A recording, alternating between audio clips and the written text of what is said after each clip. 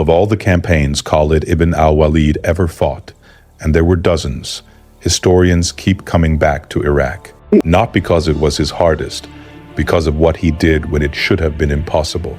In less than 12 months, one man fought 9 major battles across thousands of square miles of desert and river delta.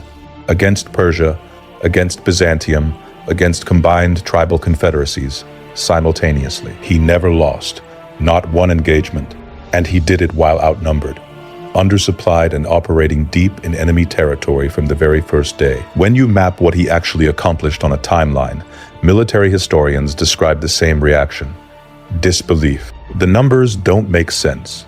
The speed doesn't make sense.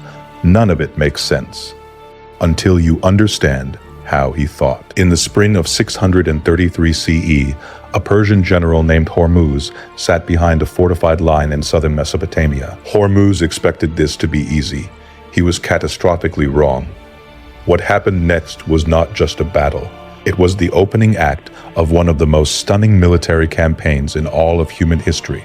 A campaign that would see a single general defeat Persia, Byzantium, Arab tribal confederacies, and combined allied forces simultaneously across thousands of square miles of desert and river delta.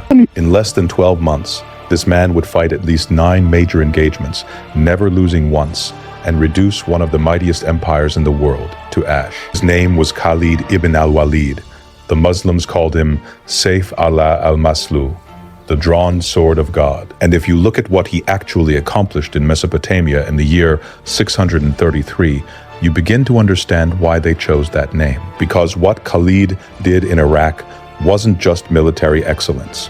It was something approaching the supernatural. Before we dive into every battle, every flanking maneuver, every ambush and night march and calculated gamble of this campaign, if you're the kind of person who wants the real story of history, the tactics, the terrain, the blood and the dust, and the genius behind the legend, hit that subscribe button and join us. Comment below and tell me where you're watching from, because this story deserves to be told right. And that's what we're going to do.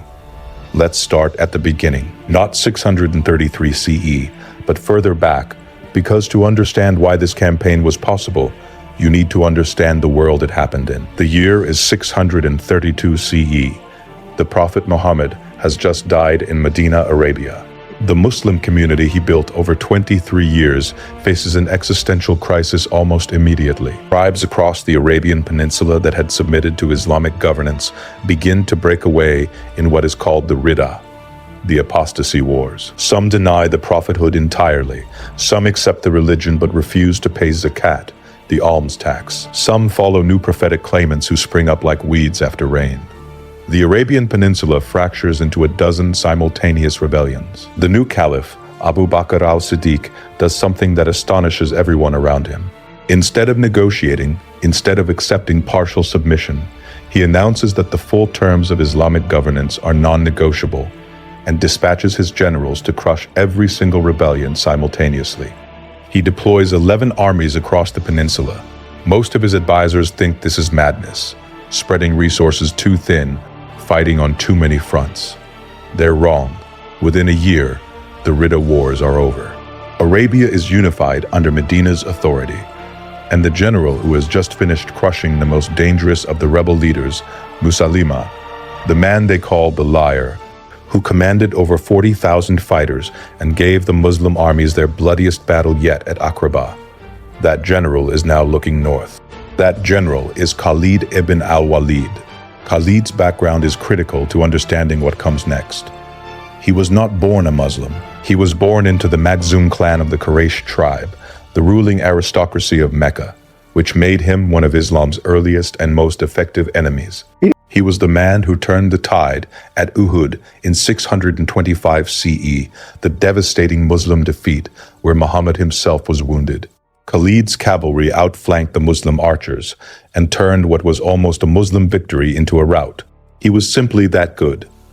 A battlefield tactician of the highest order, even before he had the resources of an entire state behind him.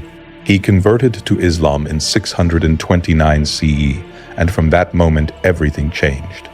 The man who had been Islam's greatest military nemesis became its greatest military asset. Muhammad personally dubbed him Saif Allah al-Maslul. When the Prophet died and the Ridda Wars began, Khalid was the first general Abu Bakr called on, and Khalid delivered results every single time. At Buzaka, at Gamra, at Zafar, at Nakra, and finally at Aqraba, the man was everywhere and he won everywhere. By early 633 CE, Khalid has fought dozens of battles and never lost one. Not once, in an era when the finest military minds of two superpowers, Persia and Byzantium, are available to deploy against him, Khalid ibn al-Walid has never tasted defeat. Now Abu Bakr sends him north with a new mission, Mesopotamia. Here is where you need to understand the geopolitical context, because without it, the campaign makes no sense. The Sassanid Persian Empire and the Byzantine-Roman Empire have been fighting each other for over 4 centuries, most recently in a devastating conflict that lasted from 602 to 628 CE. This was the most destructive war either empire had ever fought. Persia had captured Jerusalem, Alexandria, and nearly reached Constantinople itself. Then Byzantine Emperor Heraclius launched a brilliant counterattack that reversed every Persian gain and resulted in the death of the Persian king. By the time a peace treaty was signed in 628 CE, both empires were financially broken, militarily exhausted, and politically fractured. Persia, in 633, is in the middle of a succession crisis. In just 5 years, they will have had 10 different kings. The empire is riven by factions, and the royal court in Ctesiphon cannot agree on basic policy decisions, let alone rapid military deployment. The great Sassanid military machine, the one that had come within inches of destroying Rome, is paralyzed by its own political dysfunction. Into this broken, bleeding superpower walks Khalid ibn al-Walid with an army of motivated, battle-hardened veterans who are convinced they are fighting for something larger than themselves. Abu Bakr's orders to Khalid are deceptively simple. Go to Al-Hira, the Arab capital of the Persian frontier, and call the people to Islam. Give them the 3 options: accept Islam and be brothers, accept governance, and pay jizya, or face war. If they refuse all 3, fight them. The Caliph also sends parallel instructions to another commander, al-Muthanna ibn Haritha, a local Arab tribal leader who has already been conducting raids into Persian territory and knows the terrain intimately. What happens over the next 12 months is nothing short of astonishing. Khalid doesn't just fight battles in Iraq. He orchestrates a campaign of such relentless momentum and tactical brilliance that he gives his enemies no time to regroup, reorganize, or mount a coherent defense. He moves faster than anyone thinks possible. He strikes where he isn't expected. He adapts his tactics to each specific engagement, and he wins. Every single time. Let us go through every battle, every engagement, in the order they happened, with the terrain, the numbers, the tactics, and the brutal human reality of what these fights actually looked like. The first battle of the Iraq campaign is also one of its most psychologically significant. Not necessarily because of its scale. It isn't the largest battle Khalid will fight, but because of what it represents and because of the man who commands the Persian forces, Hormuz. Hormuz was no ordinary provincial governor. He was one of the most senior Sassanid Persian commanders, a man of enormous wealth and political influence. He had served the Persian crown for decades. He was known for his brutality. Ancient Arab sources describe him as cruel, even by the standards of his age. He had administered the Arab frontier regions with an iron fist, taxing the nomadic tribes mercilessly and executing those who didn't comply. He was not beloved, to say the least, but he was effective, and the Sassanid court trusted him to hold the southern frontier. When Khalid's force entered Persian territory in late March or early April of 633 CE, Hormuz did not wait to be attacked. He moved aggressively to intercept, taking position at a place near the confluence of the Tigris and Euphrates rivers known as Kazima, in what is now Kuwait. He deployed his forces and did something dramatic. He ordered his men to chain themselves together at the ankles. This was not unprecedented in military history. The practice, called rabbit or tazel-sol, was an extreme morale enforcement measure. It said to your own soldiers, there is no escape. You fight or you die here. It also communicated to the enemy that this force would not break and run, that they were committed to a fight to the death. Psychologically, it was meant to be terrifying. An army that can't retreat is an army with nothing to lose. Khalid looked at this and likely smiled, because what Hormuz had actually done was eliminate his own tactical flexibility. Khalid's army at this point numbered approximately 10,000 men, possibly fewer. Exact numbers from early Islamic sources are notoriously unreliable and often inflated by later tradition, so modern historians work with ranges. The Persian force was probably comparable in size, perhaps somewhat larger. But Khalid held a decisive advantage in cavalry, fast, mobile Arab horsemen who could exploit flanks and pursue broken formations with terrifying speed. Against a chained infantry force, cavalry is a nightmare for the defenders. You can't maneuver, you can't redeploy your flanks to meet a cavalry strike. Your men are literally tethered to each other. Khalid opened the battle with a challenge: single combat between commanders, which was a recognized ritual in Arabian warfare. He rode out himself and called Hormuz to face him. This was not just theater. Killing an enemy commander before the main engagement could shatter enemy morale. And Khalid was one of the finest individual warriors of his generation. Hormuz accepted. The two men rode toward each other, and Hormuz attempted a deception. He dismounted early and seemingly moved to wrestle or grapple, which may have been to catch Khalid off guard and drag him from his horse. The exact sequence is debated, but what is clear is that Khalid killed Hormuz in single combat. Some accounts say Hormuz attempted to grab and hold Khalid, while a hidden soldier moved in for the kill. Khalid's own bodyguard killed the hidden attacker, while Khalid dealt with Hormuz himself. Whatever the precise mechanics, Hormuz died quickly. And the moment their general fell, the Persian line, already disadvantaged by being chained together, began to buckle. Khalid didn't hesitate. He ordered an immediate general advance. His cavalry crashed into the Persian flanks, while his infantry engaged the center. The chained soldiers, unable to pursue, unable to run, unable to maneuver, were at a catastrophic tactical disadvantage. They could stand and fight, but they couldn't redeploy to meet threats from multiple directions. The slaughter that followed was extreme by any standard. Many Persian soldiers were killed in the melee and pursuit. Some accounts claim the chains meant that wounded or fallen soldiers dragged their surviving comrades down with them, creating cascading collapses in Persian formations. The killing continued until the Persian force essentially ceased to exist as a fighting unit.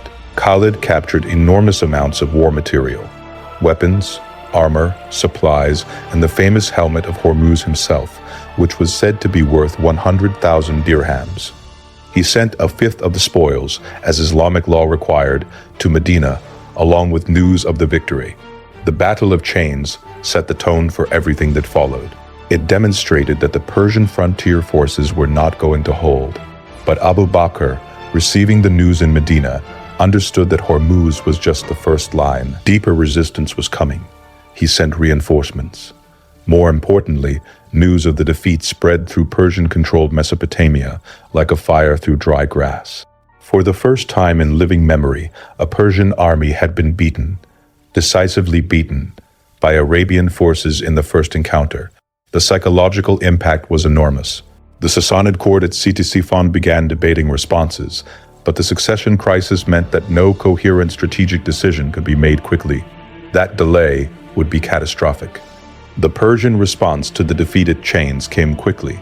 They sent a new force under two commanders, Karin and Qaboos, brothers of Hormuz, who presumably wanted revenge as much as they wanted to restore imperial prestige. They moved into position along the Euphrates River, using the waterways as a defensive line. This was rational thinking. The Euphrates and Tigris river systems were the lifeblood of Mesopotamia, and they were also serious military obstacles. An army that controlled the riverbanks and the crossing points could dictate the terms of engagement. Persian forces had used Mesopotamian waterways as defensive features for centuries. Khalid recognized the challenge and adapted. He moved his forces rapidly up the Euphrates, displaying the kind of logistical speed that would become his signature. His ability to move armies across difficult terrain faster than the enemy expected was one of his primary tactical weapons. If you can't react before he arrives, your prepared defensive position means nothing. The exact location of the battle is disputed among historians, but it took place somewhere along the Euphrates, possibly near modern Basra or in the southern river delta. The Persians had positioned themselves with river terrain as a defensive anchor.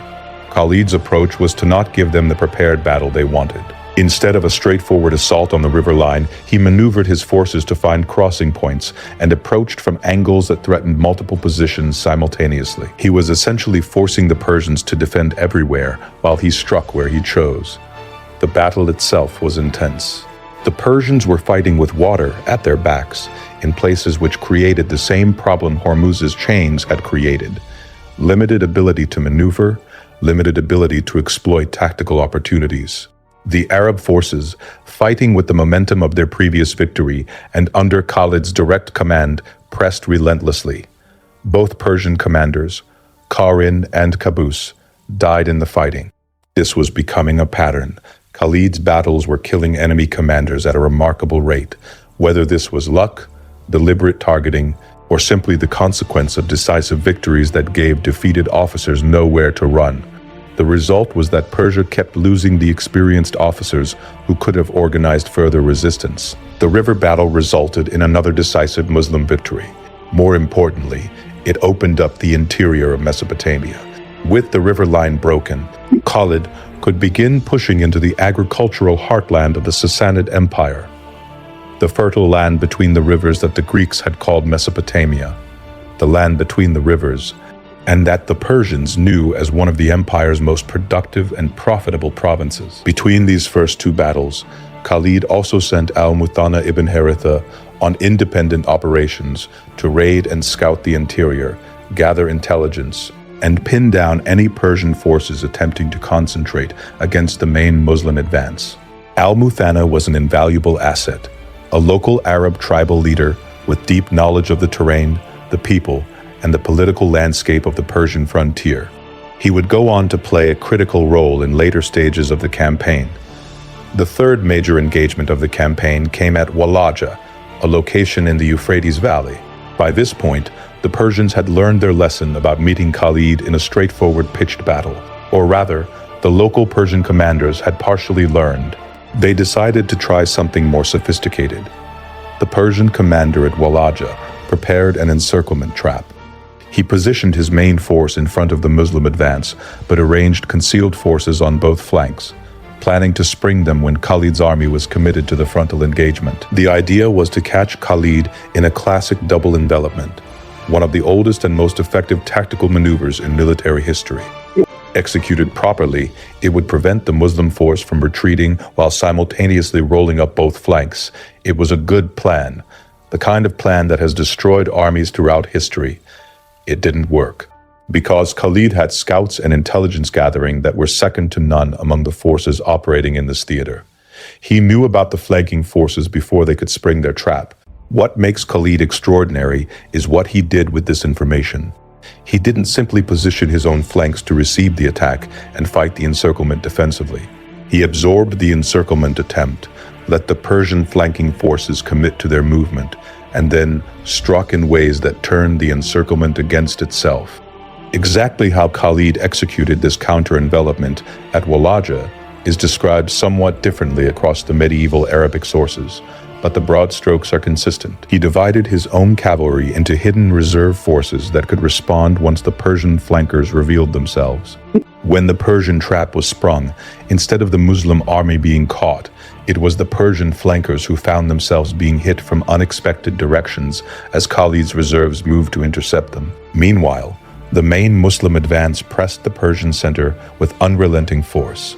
The result was the collapse of the entire Persian position. The encirclement had been reversed.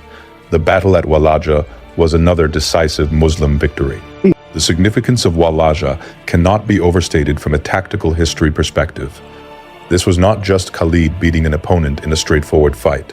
This was Khalid anticipating a sophisticated tactical plan, concealing his own counter-plan, and then executing it under battlefield conditions against a prepared enemy. This level of operational sophistication puts him in a category with history's greatest commanders: Scipio Africanus, Hannibal Barca, Frederick the Great. Walaja also demonstrated a crucial truth about the Persian command structure in Mesopotamia. They could devise plans, but they couldn't execute them with enough precision or speed to catch Khalid off guard. Their command and control was too slow, their communication too poor, their forces not agile enough to match the tempo Khalid set. After Walaja, the road into the heart of Mesopotamia was more open than it had ever been. Persian forces in the south were reeling. But there was one more major force gathering, and it would result in one of the most controversial and viscerally violent battles of the entire campaign. The Battle of Ulay, sometimes spelled Walaja in different sources distinct from the previous engagement, is one of those historical events that makes modern readers deeply uncomfortable. And it should, because what happened here is not the sanitized version of religious warfare that later tradition sometimes presents. It was brutal, calculated, and in some accounts involved a degree of violence that crossed into something most of us would struggle to justify. But to understand Ulay, you have to understand what Khalid was facing. The Persian response to the defeats at Chains, the river, and Walaja had been to gather a larger, more composite force. This wasn't just Persian regulars now.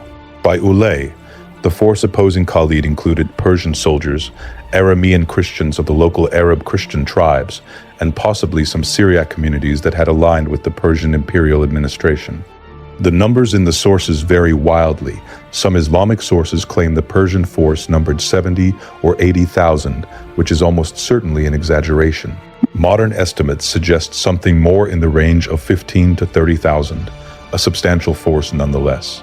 This was the last major organized military resistance the Sassanid Empire could mount in the southern Mesopotamian frontier before Khalid reached Al-Hira, their major city. The battle at Ulay was essentially the last desperate attempt to stop the Muslim advance before the heartland fell. The battle was fought near a watercourse, a river or canal, in the southern Euphrates Valley, probably near modern-day Basra.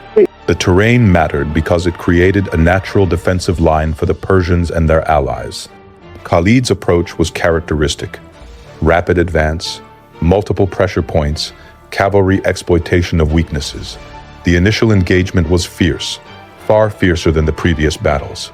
The Persian and allied force was larger, more motivated, and fighting on ground they had chosen. The turning point came when the Persian formation began to break. And here is where Ulay becomes a story that ancient accounts tell with a disturbing specificity. As the Persian line collapsed and soldiers attempted to flee, large numbers of them retreated toward the watercourse. Many were killed in the pursuit. Others were captured. The Muslim pursuit was relentless, characteristic of Khalid's operational style, which was to pursue broken formations until they ceased to be a coherent threat. There was to be no regrouping, no rally point, no second chance to reform. The ancient sources describe the follow-up after the battle as resulting in massive casualties. Some accounts claim the waterway ran red with blood, hence some historians referring to this as the Battle of the River of Blood. Modern historians debate the numbers and the specific events, but what is broadly accepted is that Ulay's was among the most violent encounters of the Iraq campaign, with very high casualties on the Persian and Allied side. There's another element to the battle that the sources describe. Before the fighting, Khalid reportedly made a vow that if God granted him victory, he would not let the killing stop until the river ran red. This vow, or at least the tradition of it, has been interpreted differently by different historians. Some see it as metaphorical leadership motivation, the kind of pre-battle exhortation that commanders use to steel their forces. Others take it more literally and have used it as evidence that Khalid deliberately prolonged the killing beyond military necessity. What we can say with confidence is that Ulay's was the most violent engagement of the Iraq campaign to date, that it resulted in the complete destruction of the last major organized Persian resistance force south of Al-Hira, and that it shocked the inhabitants of Mesopotamia into the realization that the Muslim Arab forces were not going to be stopped. We should also note, because military history too often sanitizes this, that the Christian Arab tribes who had allied with Persia suffered heavily. These were communities with complex histories, People who had been living under Persian authority for generations and whose political calculations about which side to support were not simply matters of faith, but of survival economics and ancient tribal loyalties. Their defeat at Ulay would set the terms of engagement for how these communities interacted with the new Islamic governance that was coming.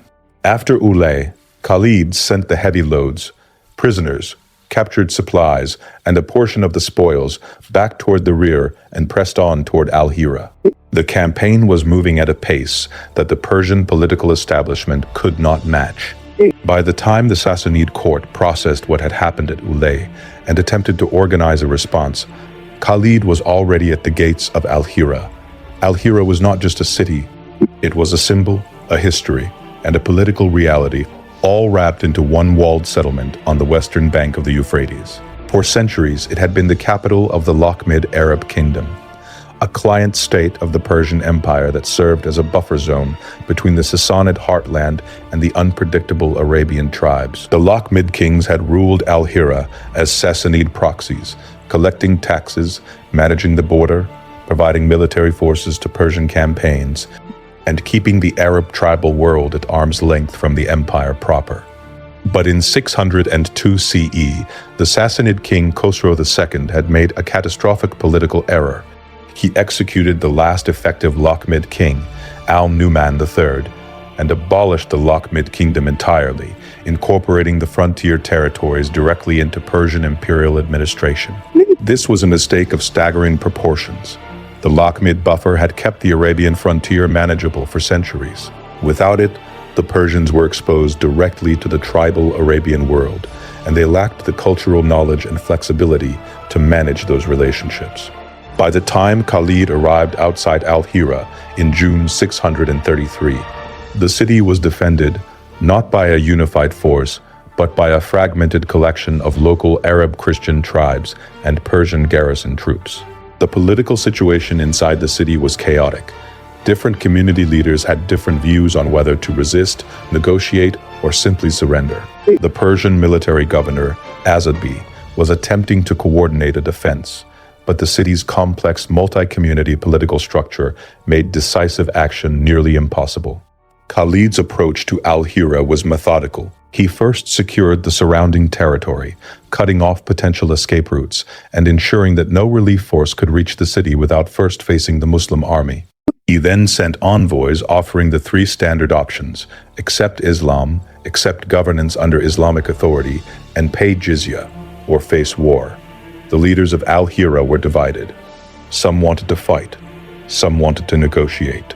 Some had already made their own calculations about the long-term future of Persian imperial power in the region and quietly favored accommodation with the new power. There was fighting in and around Al-Hira.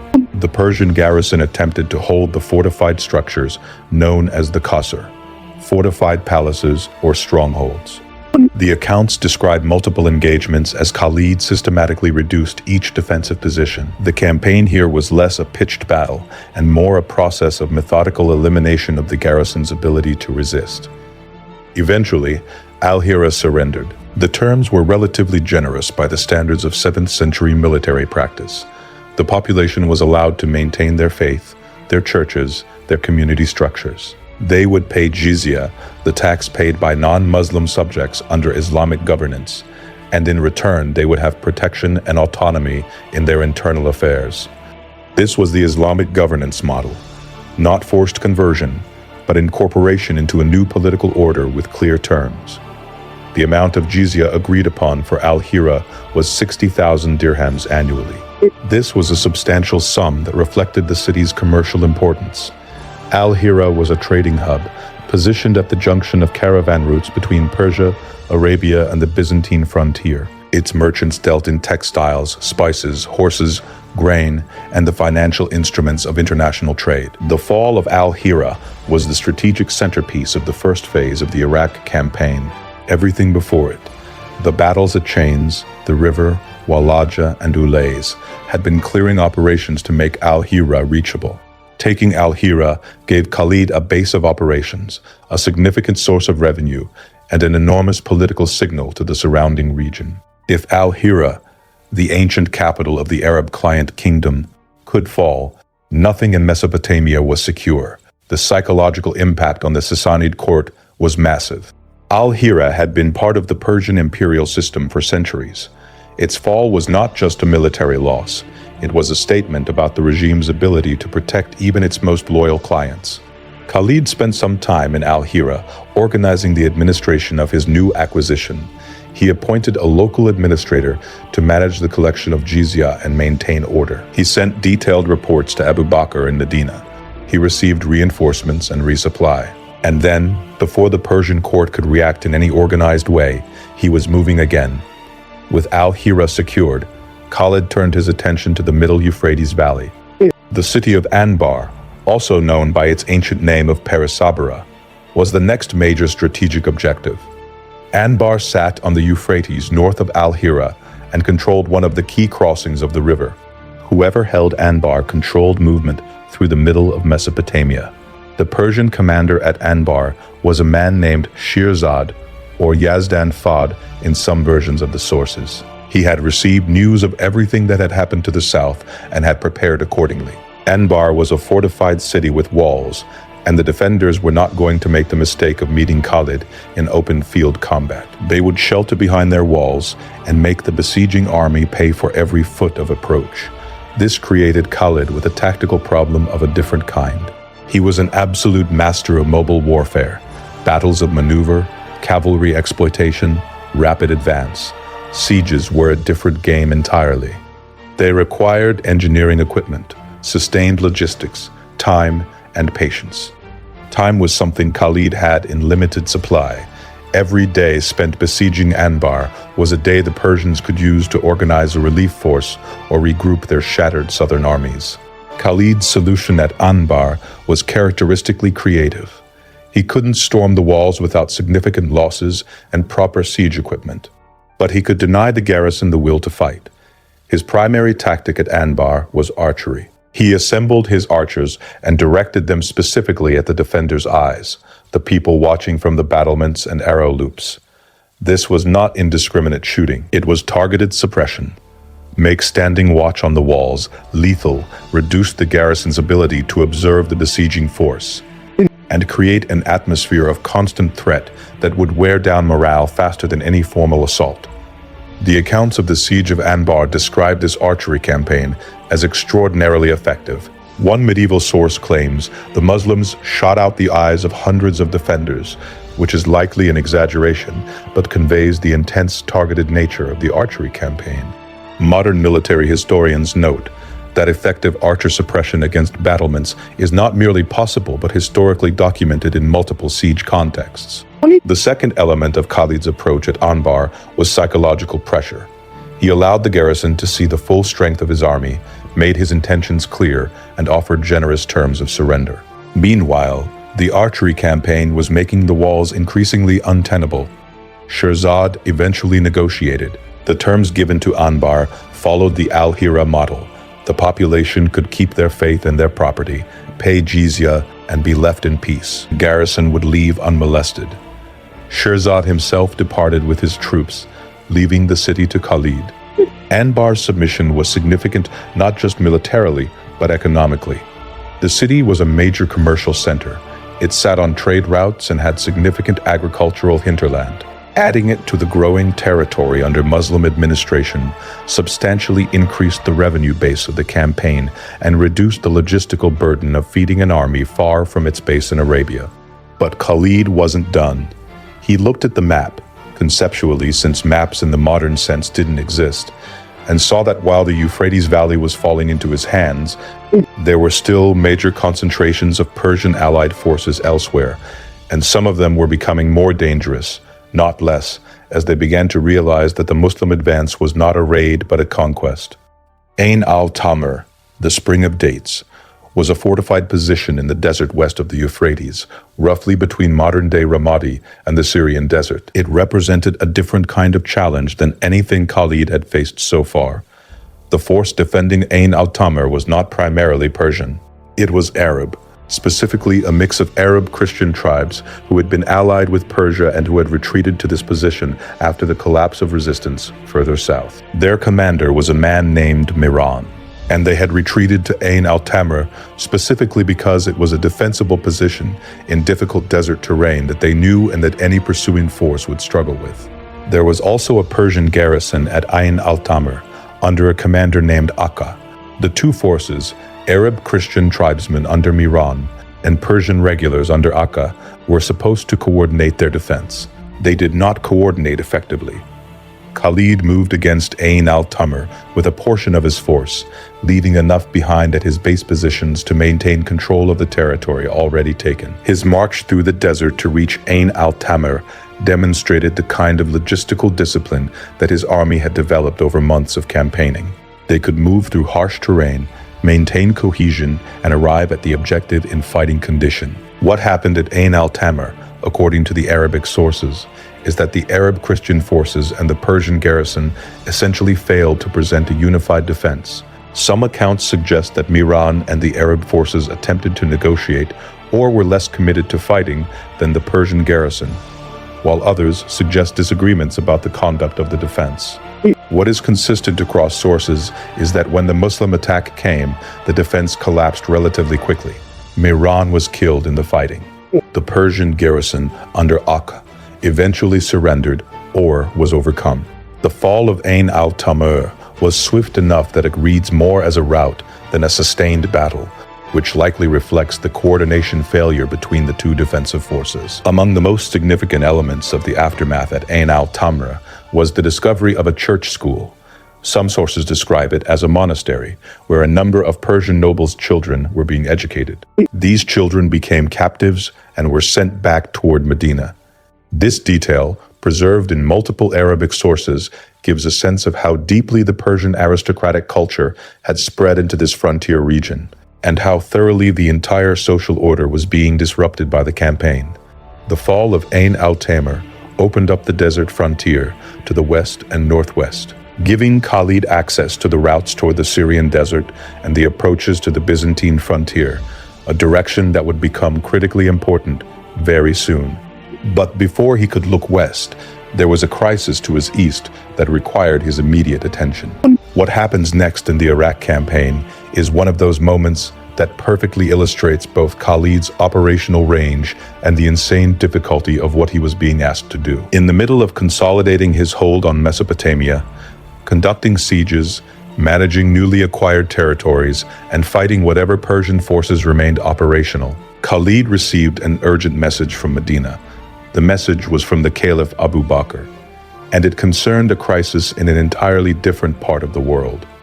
Dumat al-Jandal, modern Al-Jaf in northern Saudi Arabia, near the Jordan-Iraq-Saudi border region, had become the site of a gathering crisis. A Muslim force under the command of Iyad ibn Ghanem had been sent to operate in that area against an Arab tribal confederation that had not submitted to Islamic authority. The force was struggling. There was a significant enemy gathering, and the Muslim commanders in the region were sending urgent requests for help. Abu Bakr's solution was breathtaking in its ambition. He ordered Khalid to leave Iraq temporarily, march a force to Dumat al-Jandal, deal with the crisis, and then return to Iraq and resume the campaign. Let's be absolutely clear about what this meant in practical terms. Khalid's base of operations was in the middle Euphrates Valley, around al-Hira. Dumat al-Jandal was roughly 900 to 1,000 kilometers away as the crow flies, across some of the most inhospitable desert terrain in the world, the Nafud Desert and the northern Arabian interior. Khalid would need to move a significant cavalry force at speed across this terrain, fight an engagement, and then return, all without losing momentum in Iraq, without his continued absence causing the territories he had taken to revolt, and without the Persian court seeing an opportunity to counterattack. Khalid did it.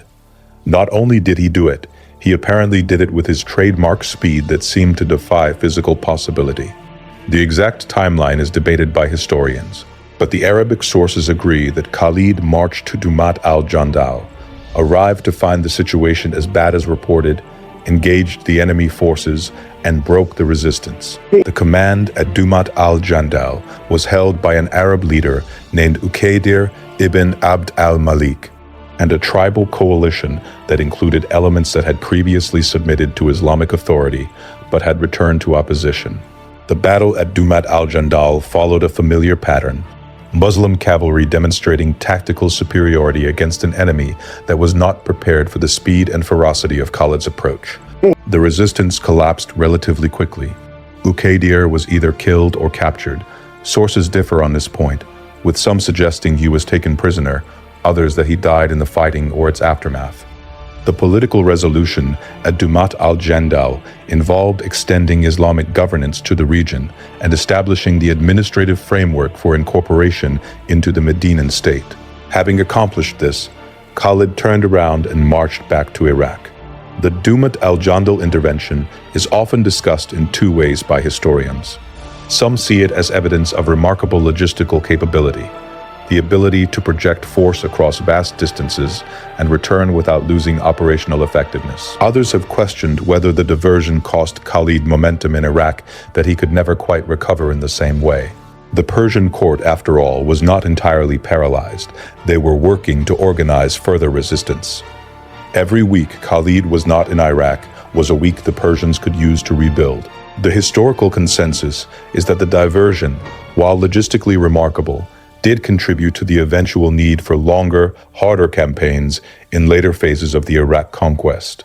But that would come later, under different commanders. Khalid's own final campaign in Iraq, the Battle of Firaz, was still to come, and it would be his most complex and most spectacular. Between the major battles and the Dumat al-Jandal diversion, Khalid was doing something that military historians don't always give enough attention to: governing. Conquering territory is one thing. Holding it, administering it, and preventing it from revolting behind you while you continue campaigning forward is an entirely different skill set. Khalid proved remarkably capable in this dimension as well. His approach to governance in the newly acquired territories was consistent and principled. He applied the standard Islamic governance model: non-Muslims who submitted paid jizya and received protection and religious freedom. Muslims paid zakat. Those who converted were immediately full members of the community. Local administrative structures were preserved where possible. He wasn't interested in rebuilding bureaucracies from scratch if existing ones could function under new authority. He was also scrupulous about maintaining discipline in his army. The Arabic sources are consistent in noting that Khalid enforced strict prohibitions against unauthorized looting, mistreatment of non-combatants who had submitted, and violations of the surrender terms he had negotiated. This was not just moral policy, it was pragmatic governance. A population that knows the surrendered will be treated fairly is a population that will choose surrender over extended resistance, saving everyone time and blood. The economic dimensions of the administration were significant. Al-Hira's 60,000 dirhams per year was just the beginning. Multiple communities in the Euphrates Valley were incorporated into the jizya system. The agricultural produce of the river delta, wheat, dates, barley, cotton, began flowing into the administrative system. For an army operating far from its Arabian base, this local economic production was not merely convenient, it was strategically essential for sustaining the campaign. Khalid also spent time during this period managing the complex political landscape of the Arab tribes in the region. Not all Arab tribes in Mesopotamia were hostile. Many were in various stages of negotiation, watching carefully to see which way the balance of power was tilting before committing. Khalid's consistent series of victories, combined with his reputation for honoring agreements with those who submitted, was gradually shifting the political calculations of these tribes in favor of accommodation with the new power. Al-Muthanna ibn Haritha, his key subordinate, continued independent operations during these periods, raiding into Persian territory north and east of the main Muslim positions, gathering intelligence, disrupting Persian attempts to concentrate forces, and demonstrating that Muslim military capability was not limited to the areas Khalid himself was operating in. The final major battle of Khalid's Iraq campaign was also the most complex, the most strategically significant, and in some ways, the most staggering demonstration of what this man was capable of. The Battle of Firaz, fought in December 633 CE on the upper Euphrates near the junction point where modern Iraq, Syria, and possibly Turkey meet, was not just a battle against the Persians, it was a battle against the Persians, the Byzantines, and Arab tribes simultaneously. Let that sink in for a moment. Two of the three great military powers of the 7th century, plus significant tribal forces, combining against a single Muslim force under a single commander. Individually, either the Byzantine or Persian military machine would have been a serious challenge for any general. Together, they represented a combined arms force that should have been overwhelming. They weren't, because Khalid ibn al-Walid was commanding the opposing side. The background to Firaz is important. By late 633, the Persians and Byzantines, traditional enemies who had been at war with each other within living memory, had both received enough of a shock from the Muslim advance into Mesopotamia to recognize a shared threat. Both empires sent forces toward the upper Euphrates junction. Arab tribes in the region, some Christian, some pagan, who had existing relationships with one or both empires and who feared the Islamic advance into their territories, aligned themselves with the combined force. Khalid had been operating in the middle and upper Euphrates Valley since returning from Dumat al-Jandal. His intelligence network, a sophisticated system of scouts, local informants, and forward observers that he had built up over the course of the campaign, gave him early warning of what was gathering at Firaz. Most commanders, confronting a combined Byzantine-Persian tribal force, would have pulled back to consolidate and wait for reinforcement. The numbers were against them. The combined enemy force at Firaz was probably larger than anything Khalid had faced in the campaign so far. Estimates in the sources vary wildly, but even the most conservative modern estimates suggest he was significantly outnumbered. Khalid advanced toward Firaz. Why? Because Khalid understood something fundamental about coalition warfare that holds true across history. Combined forces from different military traditions, political systems, and command structures are tactically powerful, but organizationally fragile. The Persians and Byzantines had just been at war with each other. Their staff officers didn't trust each other. Their tactical doctrines were completely different. Persian cavalry tactics and Byzantine infantry tactics and Arab tribal raiding styles were not naturally complementary, and integrating them into a coherent combined arms force would require time, coordination, and trust that the coalition simply didn't have. If Khalid gave them time to achieve that integration, he was in trouble. If he struck before they could, he would be facing not a coordinated coalition, but three separate forces that were nominally allied but tactically disconnected. He struck before they could coordinate. The Battle of Firaz was fought on the banks of the Euphrates. Khalid's approach to the battle involved several elements characteristic of his operational style. First, he moved so fast that the combined force was still in the process of organizing its deployment when he arrived. Second, he chose his point of attack to strike at the junction point between the different contingents, the seam between the Persian and Byzantine forces, where coordination was most uncertain and where a breakthrough would automatically threaten both flanks. The accounts of the battle describe intense fighting. This was not a quick collapse of the enemy. The combined force was large, motivated, and included experienced Byzantine soldiers who were among the finest professional infantry in the world at this time. The Arab tribal contingent was fighting on home terrain. The Persian forces, despite their recent defeats, were drawing on generations of military tradition. But they couldn't coordinate effectively, and Khalid could. The Muslim cavalry, always the decisive arm in Khalid's battles, executed rapid strikes against multiple points in the enemy formation, preventing concentration of force against any single pressure point. When one part of the coalition began to buckle, the fragility of the alliance structure meant that the other contingents couldn't effectively redeploy to support them without creating new gaps in their own lines. The coalition force broke, not gradually, not in an orderly retreat, but decisively and rapidly once the tipping point was reached.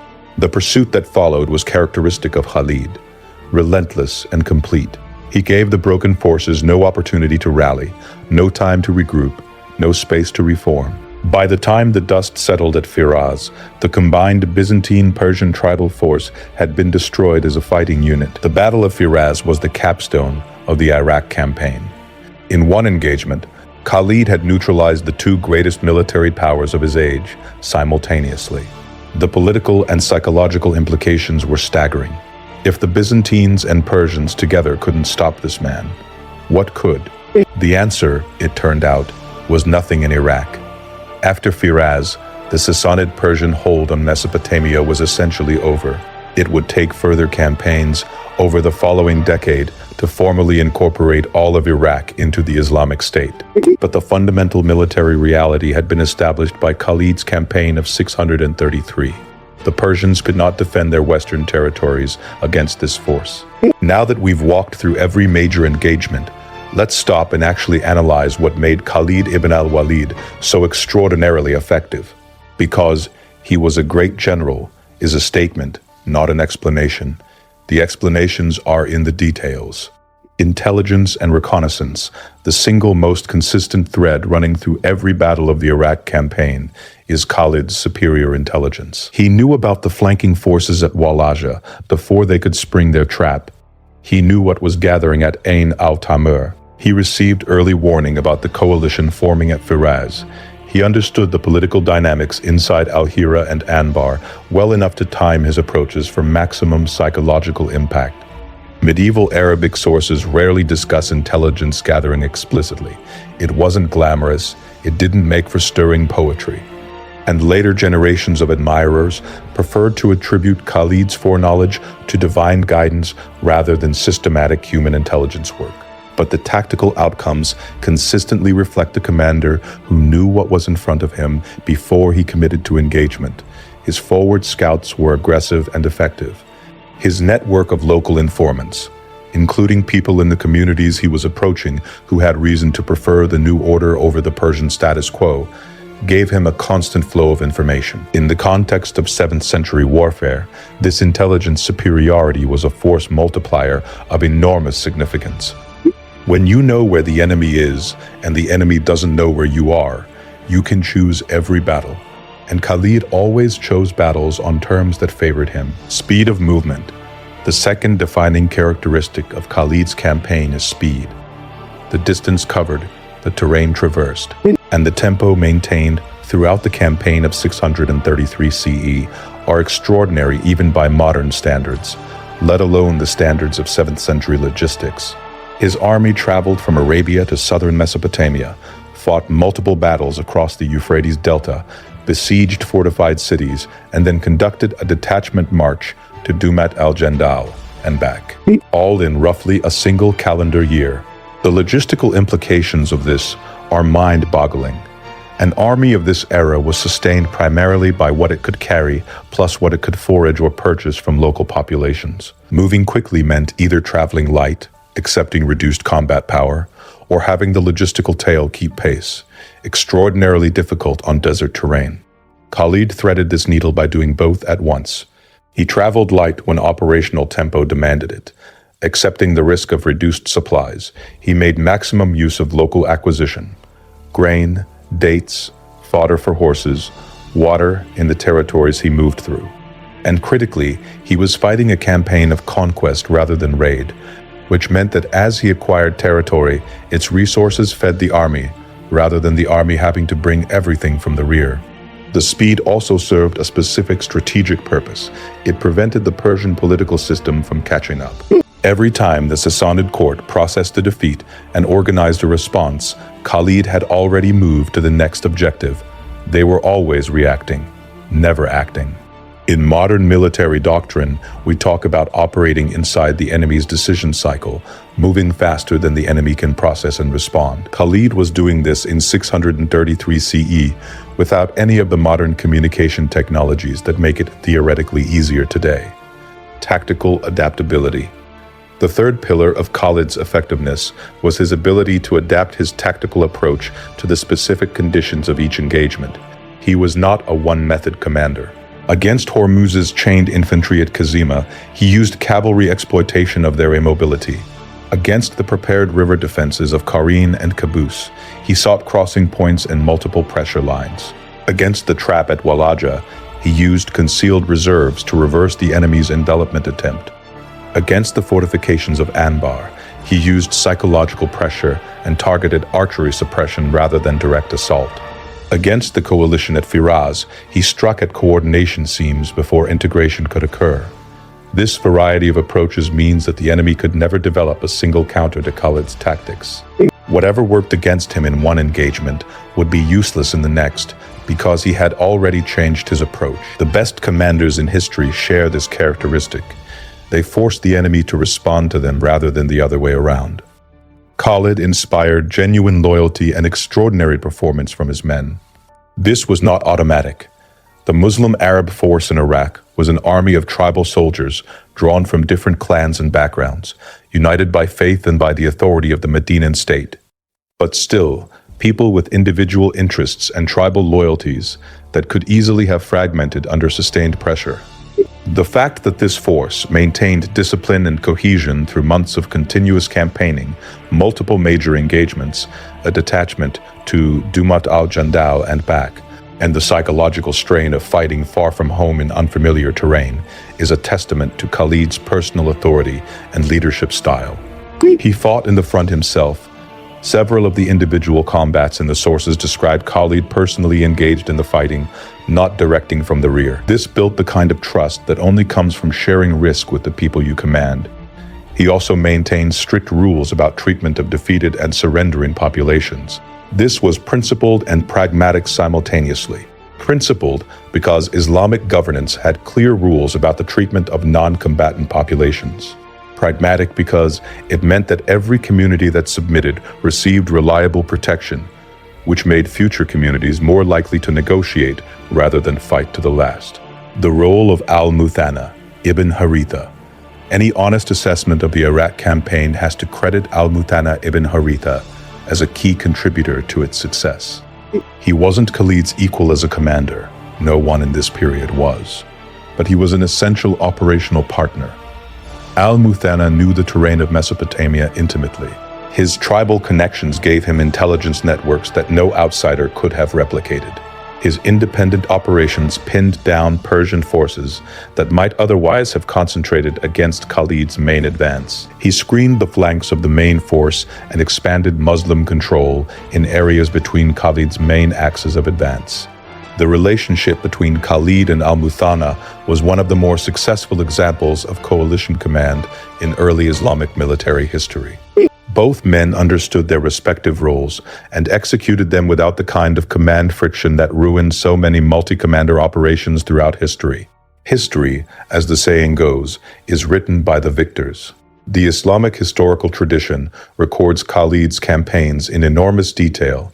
The Sassanid Persian perspective is almost entirely absent from the surviving record. Persian administrative and historical documents from this period were not preserved in the same way, and the catastrophic collapse of the Sassanid state within the following 2 decades meant that the institutions that would have maintained such records ceased to exist. But we can reconstruct the Persian perspective from the pattern of their responses and from what we know of the Sassanid state in this period. The fundamental Persian problem in 633 CE was political, not military. The Sassanid military system, at its peak, was genuinely formidable. Persian cavalry, the cataphract heavy cavalry, and the Daylamite infantry were among the finest soldiers in the world. Persian siege engineering was sophisticated. The Sassanid command structure, when functioning, could coordinate complex multi-arm operations across vast distances. But the political system that coordinated all of this had broken down catastrophically. The decade of war against Byzantium had depleted the treasury and exhausted the professional military. The succession crisis that began after the death of Khosrow II in 628 CE had produced revolving door kingship that prevented any sustained strategic policy from being formulated and executed. Provincial governors like Hormuz were operating with limited central direction and with uncertain supply of reinforcements and resources. When Hormuz was killed at Chains and his army destroyed, the court at Ctesiphon faced a decision: commit major resources to defending Mesopotamia, or accept that the frontier was lost and fall back to defensible positions further east. This kind of clear-cut strategic decision was exactly what the fractured court could not make. Instead, they sent successive commanders with insufficient forces, each of whom was defeated before the next could be organized. It was strategic death by installments. The commanders the Persians sent after Hormuz, Qarin, Qubas, the commanders at Walaja and Ulay, were fighting with forces that were mobilized against a specific threat, but without a coherent overall strategy. They couldn't respond to Khalid's speed because they were organized reactively rather than proactively. By the time they knew where he was somewhere else. There's also a morale dimension to the Persian failures. Persian soldiers were fighting to defend an empire that many of them could see was in political crisis. Their kings were changing, almost annually. Their supply of pay and equipment was uncertain. Against that demoralized backdrop, they were fighting an opponent whose force was highly motivated, certain of purpose, and led by a commander who seemed to win every engagement he entered. In psychological terms, Khalid's string of unbroken victories had created a reputational effect that was itself a military force multiplier. By the time of Firaz, many Persian soldiers had never heard of a Muslim defeat. They had only heard of Persian defeats. The question of whether to fight or negotiate was colored by an awareness that fighting Khalid had consistently produced catastrophic results for those who tried it. Firaz introduced the Byzantines into the Iraq campaign, and their presence there deserves examination because it points toward the future. Byzantine Eastern policy in 633 CE was in a state of transition. Emperor Heraclius, the man who had executed the extraordinary campaign that reversed all of Persia's conquests, was dealing with the aftermath of the Byzantine-Persian War and with serious internal religious controversies.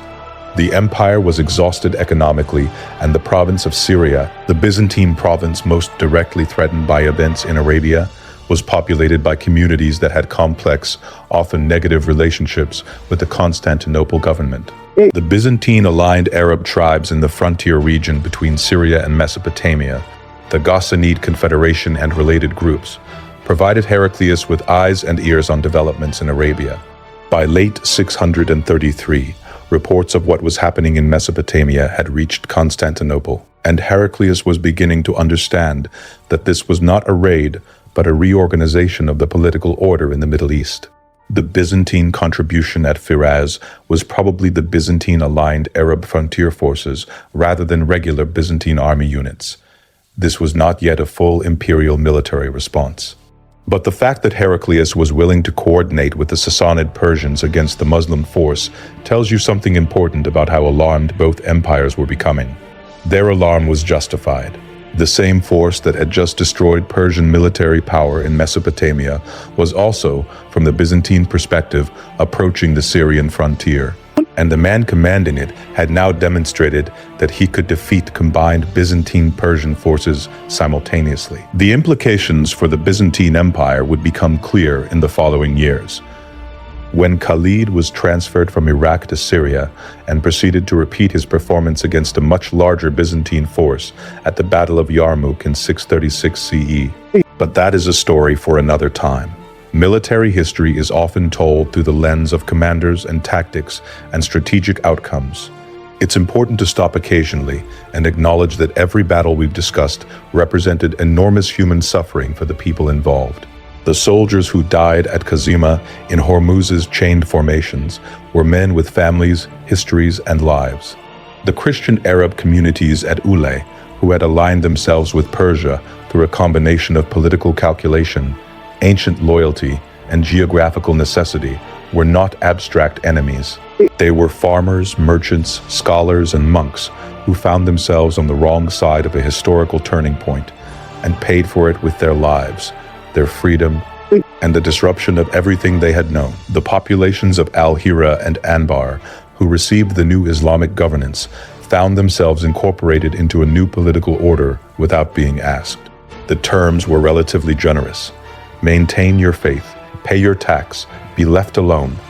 But nobody asked them whether they wanted to change rulers. The historical consensus among modern scholars is that for many communities in Mesopotamia, the transition from Sassanid Persian rule to Islamic governance was not experienced as an unambiguous catastrophe. Persian administration had been often exploitative, the tax burden heavy, and the wars with Byzantium had been devastating for frontier populations. For some, the change of rulers represented opportunity as much as loss, but for others, particularly the Persian military aristocracy, the Zoroastrian religious establishment, and those communities most deeply invested in the Persian imperial system, the campaign of 633 was the beginning of the end of their world. The Sassanid Empire would survive until 651 CE, but it never recovered from the momentum that Khalid's Iraq campaign established. The psychological shock of unbroken defeat, the loss of commander after commander, army after army, was something the Persian political system could not process and respond to effectively. The Iraq campaign of 633 CE changed the world. That is not hyperbole. Before the campaign, Mesopotamia was a Sassanid Persian province. It had been part of the Persian imperial system in one form or another for over 1,000 years. The agricultural surplus of the river valley, the commercial wealth of cities like Al-Hira and Anbar, the tax revenues of the frontier region, all of it flowed into the Sassanid treasury. After the campaign, Persian military power in Mesopotamia had been irreparably broken. The territory between the rivers was transitioned into Islamic governance. The revenues that had sustained the Sassanid war machine were now feeding the expansion of the Muslim state. More broadly, the campaign established several things that would define the Islamic world for centuries. It demonstrated that the Muslim Arab military could operate at a strategic level, not just raiding, but conquering and holding territory, administering populations, and sustaining a campaign over months and across vast distances. This was a qualitative leap in military capability from the tribal Arabian warfare that had preceded it. It established the governance model that would define Islamic rule over non-Muslim populations for centuries.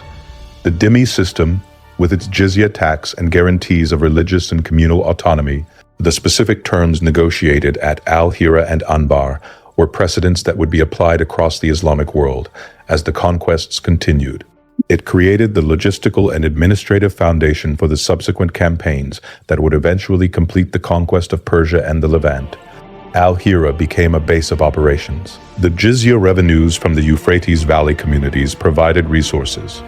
The experience of administering multi-confessional populations in Mesopotamia informed governance decisions elsewhere, and it produced one of history's most remarkable case studies in military genius. Khalid ibn al-Walid's Iraq campaign of 633 CE has been studied by military historians, analyzed by strategic theorists, and admired by commanders across the 14 centuries since it happened.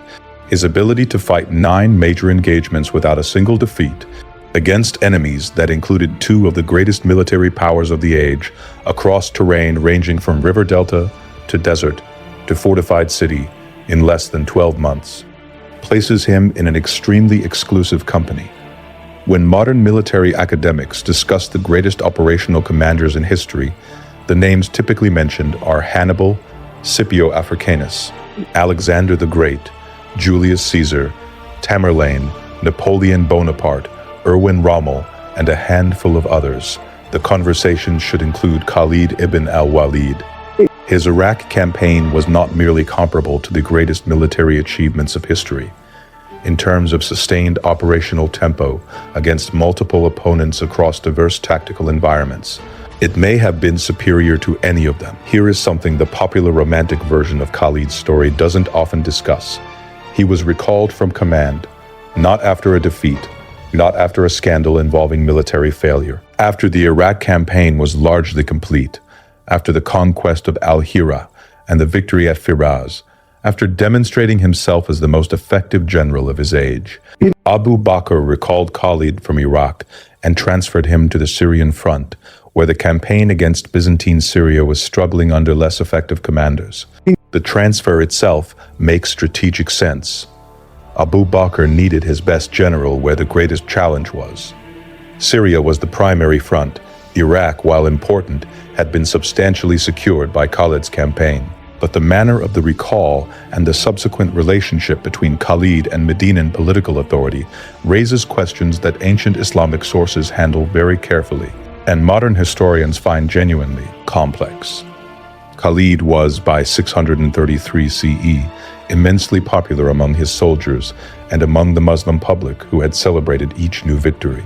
His personal charisma, his string of unbroken victories, and the enormous wealth that flowed from his campaigns in the form of captured goods and jizya revenues made him one of the most powerful and celebrated figures in the Islamic world. This kind of independent military power and personal popularity, operating at a distance from the caliph's direct oversight, created exactly the kind of political tension that is familiar from every era of military history. Abu Bakr seems to have managed this carefully. He celebrated Khalid's victories publicly, honored him for his contributions but kept him moving, transferring him from command to command so that no single victory became too closely identified with a single individual, as opposed to the collective Muslim project. In Iraq, Khalid built his legend. In Syria, he was given the chance to transcend it. When Abu Bakr died in 634 CE and was succeeded by Umar ibn al-Khattab, the relationship between Khalid and the political leadership became more complicated. Umar had reservations about the degree to which Khalid's personal popularity could create problems for the governance of the Islamic State, and he eventually removed Khalid from overall command. Though he continued to serve in a subordinate capacity, this political demotion, despite continued military effectiveness, is one of the genuine tragedies of Khalid's story. The man who was never defeated in battle ended his military career not through military failure, but through the political anxieties of a governing class that understood, correctly, that individual military heroes with independent popular bases are dangers to institutional authority, even when those heroes are genuinely heroic. Let us, because this story deserves it, put the Iraq campaign of 633 CE in explicit comparative context with the other great military campaigns of history, because I want you to understand not just that Khalid was good, but how good. Alexander the Great's conquest of Persia from 334 to 323 BCE is the standard by which ancient military campaigns are measured. Alexander fought perhaps 10 to 15 major engagements over 11 years, never losing one, and conquered territory from Greece to India. His operational genius, his tactical creativity, and his ability to inspire his men to impossible achievements are legendary. Khalid, in a single year, fought at least 9 major engagements, including battles against Persian, Byzantine, Arab Christian, and tribal Arab forces, sometimes combined, never losing once. He did this with significantly smaller forces than Alexander had available, against opponents who should, in theory, have had the advantage of operating on their home terrain. Hannibal Barca's campaign in Italy from 218 to 202 BCE, particularly the early years of extraordinary victories at Trebia, Lake Trasimene, and Cannae, is the standard for tactical brilliance against a numerically superior opponent. Hannibal's double envelopment at Cannae is studied in military academies to this day as the perfect battle of annihilation. Khalid's reversal of the Persian attempted double envelopment at Walaja shows a comparable level of tactical sophistication.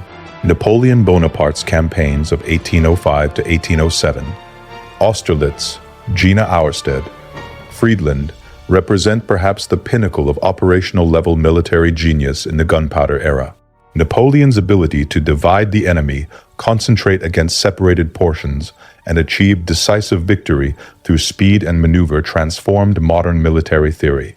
Every one of those elements is present in Khalid's Iraq campaign, executed 14 centuries earlier with significantly less sophisticated technology and communication.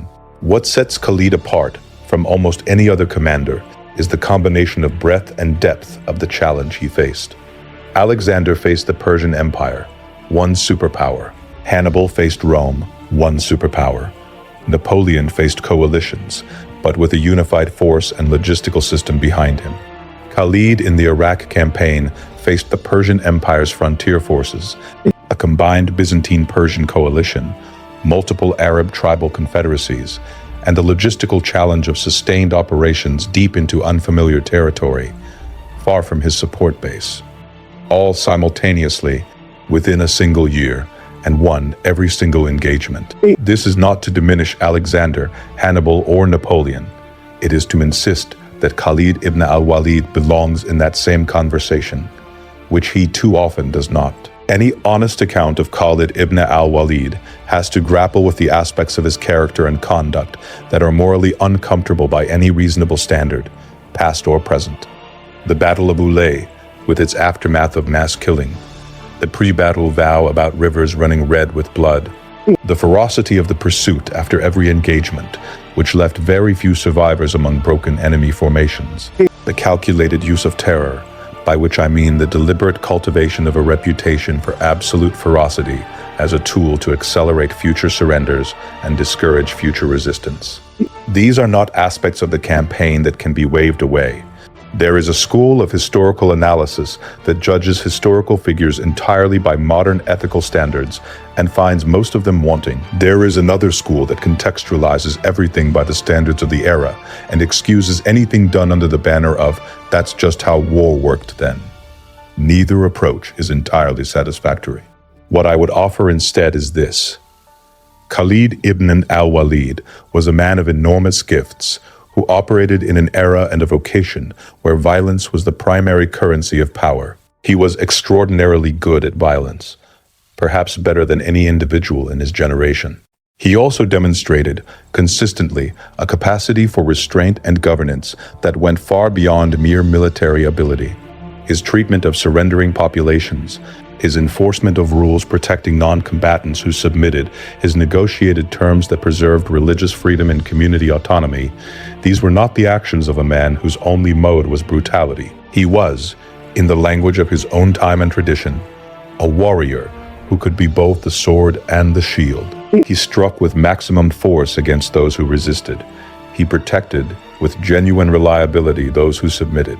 The calculus he presented to every population he approached was clear and honest. These are the terms, they are what they appear to be, and I will honor them. In an era of conquest, this consistency was itself a kind of moral achievement, even if the framework of conquest itself raises questions that require more than a YouTube documentary to fully explore. When the Iraq campaign of 633 CE ended, with the Battle of Firaz standing as its final and most complex achievement, Khalid ibn al-Walid had accomplished something that sits outside the normal vocabulary of military history. He had not just won battles, he had transformed a geopolitical reality. He had demonstrated that the military forces of the early Islamic State were capable of confronting and defeating the great powers of his age. And he had done it with such consistent, utter thoroughness that the Persians and Byzantines both would spend years trying to understand what had hit them.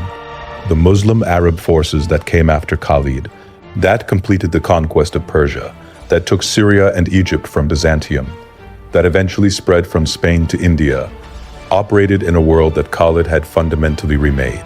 The psychological impact of his unbroken string of victories, the administrative framework he established in Mesopotamia, the governance precedents he set at Al-Hira and Anbar, the intelligence and operational methods he developed and passed on, all of these were part of what made the subsequent conquests possible. He died in bed in Emesa, modern Homs, Syria, around 642 CE, reportedly lamenting that after a lifetime of battle, he was dying like a camel, not on the battlefield. He was in his late 40s or early 50s, which was not young, but not old either. The sword of God died in peace, which was apparently not the death he would have chosen for himself. But perhaps that ending is itself a kind of commentary on the extraordinary nature of what he achieved. You cannot die on a battlefield if you cannot be defeated in one.